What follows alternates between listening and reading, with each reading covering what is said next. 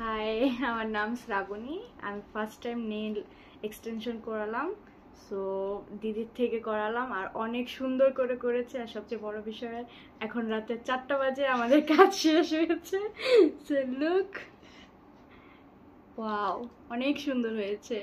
Thank you literally লাইফে first time আমি 4টে পর্যন্ত কাজ, মানে লাইফে ফার্স্ট টাইম 4টে পর্যন্ত কাজ করেছি। মিনস হচ্ছে নেল এক্সটেনশনের কাজ 4টে পর্যন্ত করেছি ফার্স্ট টাইম আমার 7 বছরের কাজের লাইফে নেল এক্সটেনশনের কাজ।